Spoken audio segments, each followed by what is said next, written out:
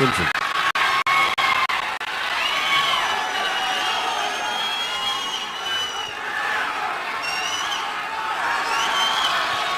ఒక్క నిమిషం, కొంచెం నిశ్శబ్దం పాటించండి దయచేసి. కొంచెంసేపు నిశ్శబ్దం పాటించండి దయచేసి.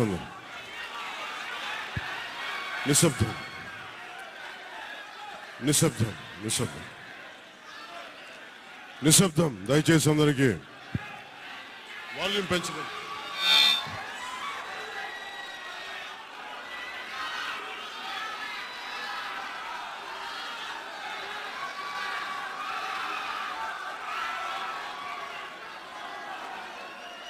వాల్యూమ్ పెంచు. కొంచెం నిశ్శబ్దాన్ని పాటించండి దయచేసి. అంతా మాట వినిపించట్లా. Sound correction.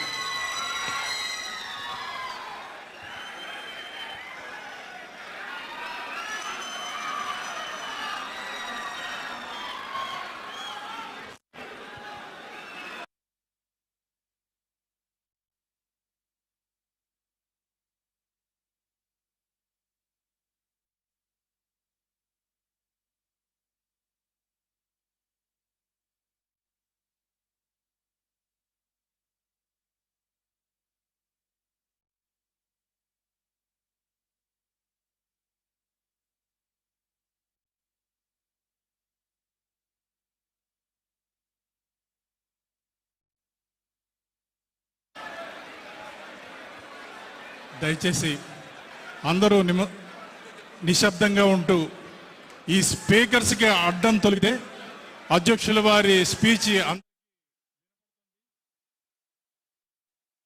స్పీకర్స్కి అడ్డంగా నుంచున్నారు. అందుకనే అందరికీ స్పీచ్ వినపడట్లేదు.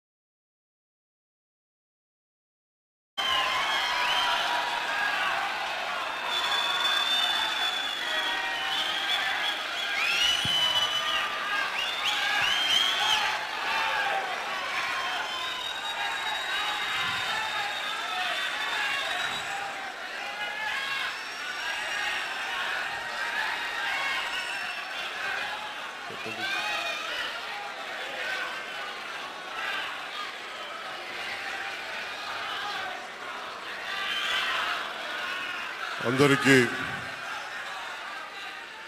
చాలా చారిత్రాత్మకమైన రోజు ఇది.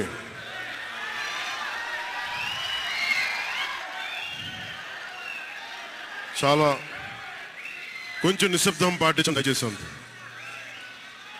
దయచేసి నిశ్శబ్దాన్ని పాటించండి అంతా దయచేసి. నుంచున్న దయచేసి కూర్చోండి, మీరు వీడియోలు తీయకండి ప్లీజ్. దయచేసి కూర్చోండి,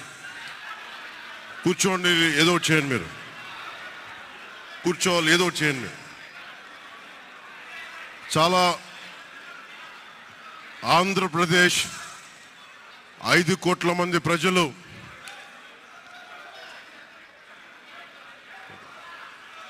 మీరు కూడా కూర్చోండి. చాలా చారిత్రాత్మకమైన తీర్పిచ్చిన రోజు ఇది. ఏ మాటకైతే మనం కట్టుబడి ఉన్నామో ఆంధ్రప్రదేశ్ ప్రజలకి జవాబుదారీతనంతో ప్రభుత్వం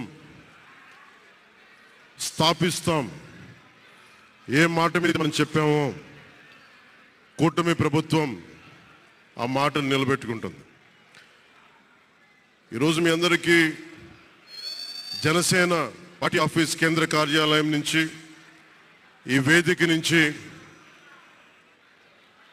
ఒకటే చెప్తా ఉన్నాను మీ అందరికీ, వైసీపీ వైఎస్ జగన్ గారు కానీ వారు మన వ్యక్తిగతంగా నాకు శత్రువులు కాదు. ప్రజాస్వామ్యానికి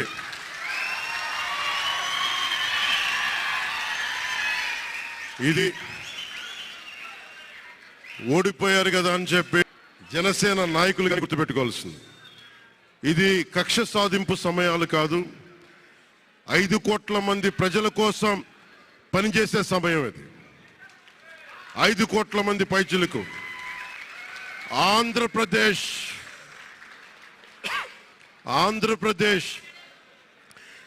విభజన జరిగినప్పటి నుంచి ఈ రోజు దాకా మనం నలుగుతూనే ఉన్నాం. ఆ రోజులు అయిపోయినాయి, ఆ చీకటి రోజులు అయిపోయినాయి.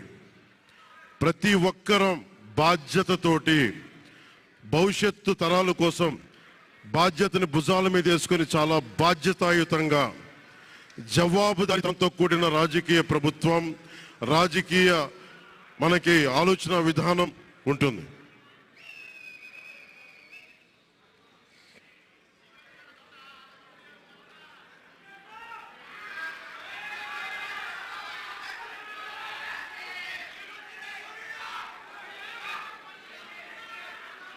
నేను ఆలోచిస్తా ఉన్నాను, ఒక క్షణం ఏం మాట్లాడాలి ఈ రోజు అని. ఒక నిమిషం, ఏం మాట్లాడాలి ఈ రోజు అని అనుకుంటా ఉన్నాను. నా జీవితంలో ఎప్పటిదాకా విజయం తెలియదు నాకు.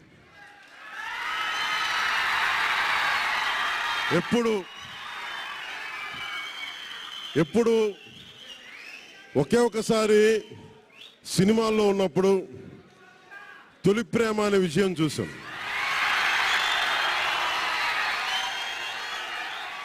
ఆ తర్వాత నాకెవ్వరు నేను విజయం సాధించానని కానీ డబ్బులు వచ్చినాయని కానీ ఏ ఒక్క సినిమా విజయం చెప్పలే నాకు. నా జీవితం అంతా ఎప్పుడు కూడా దెబ్బలు తింటానో, మాటలు పడతానో, తిట్టించుకుంటానో. నేను ఎంత ఎదిగా నాకే తెలియదు. మీ గుండెల్లో ఈ రోజు నన్ను తీసుకొచ్చి 21 గెలిచే వరకు నాకే తెలియదు.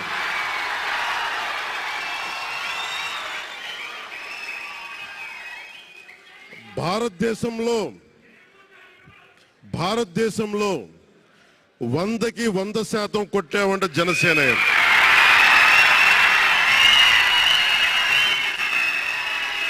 నూటికి నూరు. ఇది ఎందుకు ఈ విజయం జనసేన లేదంటే జన సైనికుల్లో, వీర మహిళల్లో జనసేన నాయకులది కాదు, కేవలం వారిదే కాదు, 5 కోట్ల మంది ప్రజల ఆకాంక్షదే. మార్పు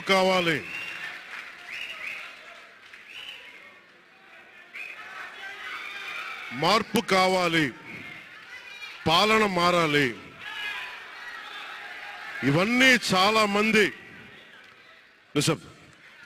మంది కోట్లాది మంది ప్రజల ఆకాంక్ష. ఈరోజు ప్రజల తీర్పు.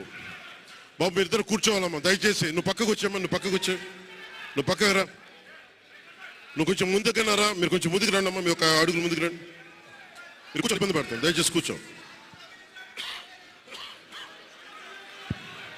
దయచేసి కూర్చోవాలయ్యా, మీరు కూర్చోవాలి. మీరు మొత్తం సభ ఆపేస్తున్నారు. మీరు సాగర్ పక్కన, సాగర్ పక్కన. ఇది మనందరికీ చాలా జాగ్రత్తగా ఉండాల్సిన సమయం. ఇది కక్ష సాధింపుల సమయం కాదు. ఇది ఆంధ్రప్రదేశ్ భవిష్యత్తుకి పునాది, బలమైన పునాది వేసే సమయం. ఇది అన్నం పెట్టే రైతుకి అండగా ఉండే సమయం. ఇది రక్షణ లేని ఆడబిడ్డలకి రక్షణ కల్పించే సమయం. ఇది ఆడబిడ్డల్ని, మహిళల్ని వారి కాళ్ళ మీద వాళ్ళు నిలబడగలిగేలా చేసే సమయం. ఇది నేను ఈరోజు ప్రభుత్వ ఉద్యోగులు కూడా మాటిస్తున్నాను. కాంట్రిబ్యూటరీ పెన్షన్ స్కీమ్ నేను చెప్పాను, నేను బాధ్యత తీసుకున్నాను, నేను మర్చిపోలా. ఏరు దాటాక తెప్ప తగిలేసే రకం కాదు నేను. కాంట్రిబ్యూటరీ పెన్షన్ స్కీమ్ దానికి సరి సమానంగా అది కానీ మీకు న్యాయం వచ్చేలాగా సంవత్సరంలోపు తీసుకొస్తాను అని మాట ఇచ్చాం. తీసుకొచ్చి తీరుతాం, ఆ మాట మీకు ఇస్తున్నాం. మెగా డిఎస్సి నోటిఫికేషన్ విడుదల చేయించే బాధ్యత మనం తీసుకుందాం. యువత విలవిల్లాడిపోతా ఉన్నారు, యువత నలిగిపోతా ఉన్నారు. మీ చదువులకి తగ్గ ఉద్యోగాలు కానీ, మీ స్కిల్స్ని పెంపొందించి మీకు ఉద్యోగాలు కానీ, నేను మీకు చెప్తున్నా, నాకు చాలా పెద్ద బాధ్యత ఇచ్చారు ప్రజలు. ఈ రోజున మామూలు బాధ్యత ఇవ్వాల. గెలిచింది, పోటీ చేసింది 21, 2 పార్లమెంట్లు గెలిచింది 100%. కానీ బాధ్యత ఎంత ఉందంటే 175 సీట్లు మనమే గెలిస్తే ఎంత బాధ్యత ఉందో అంత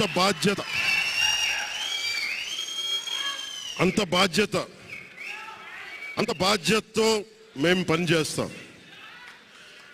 యువత నలిగిపోయారు, నేను మర్చిపోలేదు. ఆడబిడ్డలు ఇబ్బంది పడిపోయారు, మేము మర్చిపోలా. సగటు మధ్యతరగతి మనుషులు నలిగిపోయారు. రోడ్లు వెయ్యేలా గుంతలు వేశారు, అరాచకం చేశారు. అవన్నీ శాంతి భద్రతలు చాలా చాలా బలంగా ఉంటాయి, మీకు నేను మాటిస్తున్నాను. అతి తక్కువ వ్యవస్థల్లో రాజకీయ ప్రమేయం చాలా తక్కువ ఉండేలాగా, అధికారుల్ని వారి పని చేసుకునేలాగా ఈ ప్రభుత్వం ఉంటుంది, కూటమి ప్రభుత్వం ఉంటుంది. రైతుకి కష్టం వస్తే హక్కును చేర్చుకునే ప్రభుత్వం తప్ప తిరస్కారంగా చిన్నచూపు చేసే ప్రభుత్వం అవ్వదు మనకి ఈ కూటమి ప్రభుత్వం.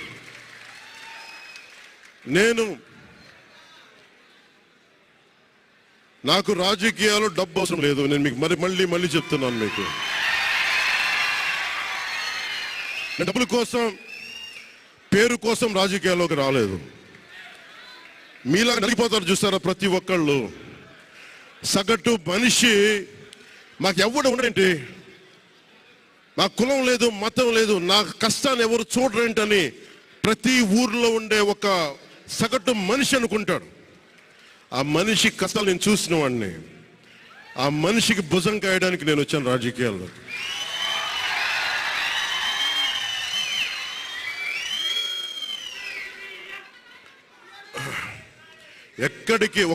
ఎక్కడికి ఓడిపోయాను 2019లో ఓడిపోతే నా మానసిక స్థితి ఎలా ఉందో ఆ రోజున ఈరోజు గెలిచినప్పుడు కూడా నా మానసిక స్థితి అలాగే ఉంది, అంతే ధైర్యంతో ఉన్నా. గెలుపు నాకు బాధ్యత ఇచ్చింది కానీ అహంకారం ఇవ్వలేదు, రాదు. ఇంకా భయం వేసింది. అందరూ నాకు శుభాకాంక్షలు తెలియజేస్తా ఉంటే నాకు భయం వేసింది. ఎందుకంటే ఇల్లు అలకగానే పండగ కాదు ఇది. ఇల్లు అలకగానే పండగ కాదు, చాలా చాలా బాధ్యత కూడుకున్నది. భీమవరం, గాజువాక 2 చోట్ల ఓడిపోయినప్పుడు ఈ రోజున ఇంతమంది ఉన్నారు. ఈ రోజున ఆ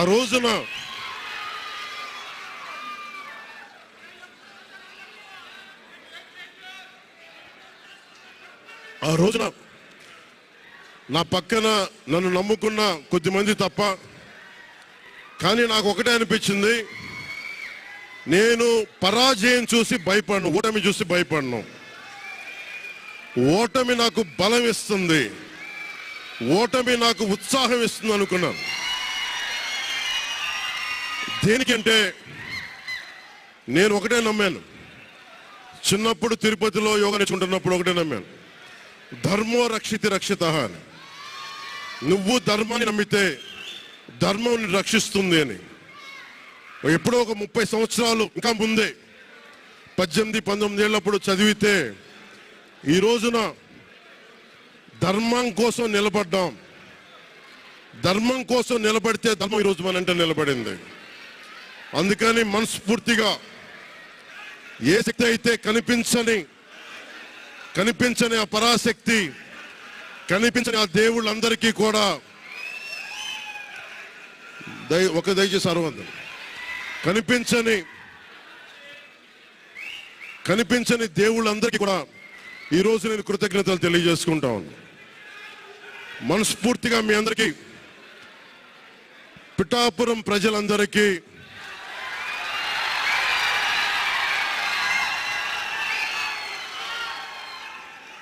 మీరు పిఠాపురం పురజనులకి, పెద్దలకి